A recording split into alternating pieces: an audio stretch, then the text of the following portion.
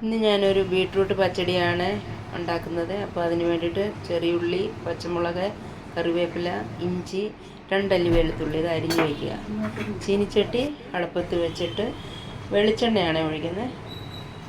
വെളിച്ചെണ്ണ ഒഴിച്ചിട്ട് കടുകിട്ട് അത് പൊട്ടി വരുമ്പോഴത്തേക്ക് നമുക്കതിലേക്ക് കുറച്ച് കറിവേപ്പില ഇടാം. ഞാൻ കുറച്ചധികം കറിവേപ്പില ഇട്ടിട്ടുണ്ട്. അത് കഴിഞ്ഞിട്ട് ചെറിയുള്ളി അരിഞ്ഞത്, പച്ചമുളക്, വെളുത്തുള്ളി, ഇച്ചിരി ഇഞ്ചി ഇട്ടിട്ടുണ്ട്.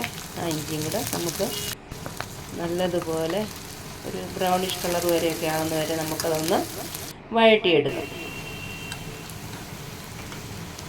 വഴറ്റിയെടുത്തതിന് ശേഷം ഇങ്ങനെ ചെറുതായിട്ട് കൊത്തി അരിഞ്ഞിട്ടുള്ള ബീട്രൂട്ട് നമുക്കതിലേക്ക് ഇട്ട് നന്നായിട്ട് വഴറ്റിയെടുക്കാമേ.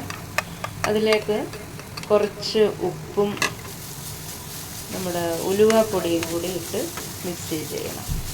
മിക്സ് ചെയ്ത് നല്ലതായിട്ടൊന്ന് വഴന്ന് വരണേ. ആ പരുവത്തിന് വഴന്ന് വരുന്ന ഉടനെ നമുക്ക് ചീനിച്ചട്ടി ഓഫ് ചെയ്യാം.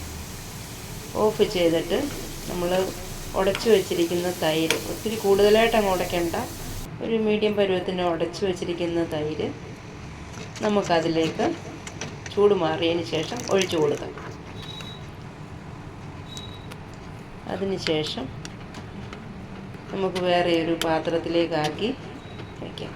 അപ്പം ബീട്രൂട്ട് ഈ ഒരു കളറിൽ കിട്ടും. നല്ല ഹെൽത്തിയാണ്. ആഴ്ചയിൽ ഒരു 1-2 പ്രാവശ്യം ഉണ്ടാക്കി കഴിഞ്ഞ് കഴിഞ്ഞാൽ നല്ലതാണ്. നമുക്ക് ബ്ലഡ് വയ്ക്കാനും ഒക്കെ നല്ലതാണ്. പിള്ളേർക്കൊക്കെ ഇഷ്ടപ്പെടും.